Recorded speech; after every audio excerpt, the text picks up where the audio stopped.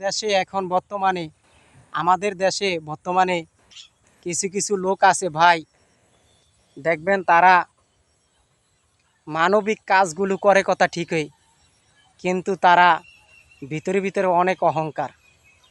এটা বাস্তব। যারা কিছু মানবিক কাজ করে এটা মানুষকে এবং বা সোশ্যাল মিডিয়াকে দেখায় যে না আমি মানবিক কাজগুলো করি, আমি ভালো কাজ করি। এখন এটা মানুষকে দেখায়, আসলে তাদের ভিতরে ভিতরে কিন্তু অহংকার। আমাদের সোশ্যাল মিডিয়াতে কিছু বড় বড় অডিয়েন্স আছে, তারা মানুষকে কোনো মূল্যায়ন করতে চায় না। দেখবেন আমাদের পাহাড়ি এলাকার ভিতরে অনেক ভাই কন্টেন্ট ক্রিয়েটর আছে, এই বিভিন্ন ধরনের কন্টেন্ট ক্রিয়েটর বানায়। তো দেখবেন তারা পাহাড়ি এলাকার ভিতরে আপনার থাকে, পাহাড়ি এলাকার ভিতরে থাকে, থাইকা তারা ভিডিও বানায়। তাদের ঘরগুলো হলো আপনার কাঠের ঘর বা ভাঙ্গাচুরা টিনের ঘর, বিভিন্ন ধরনের ঘর। তো এই তারা আমাদের বড় বড় কন্টেন্ট ক্রিয়েটররা অহংকার করে যে দোত ওদের বাড়িতে কিছু নাই।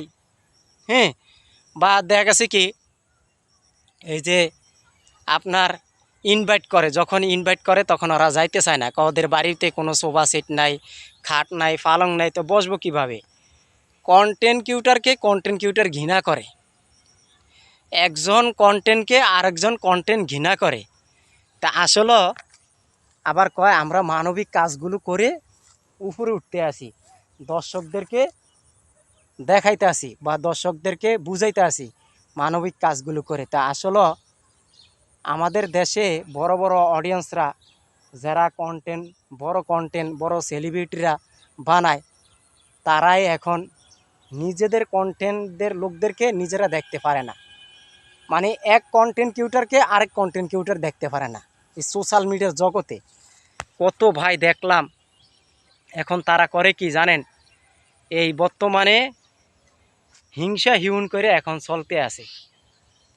এই যে একজন কন্টেন্ট ক্রিয়েটর আরেকজন কন্টেন্ট ক্রিয়েটরকে দেখতে পারে না, এটা হলো তাদের একটা ঘাবলুতি।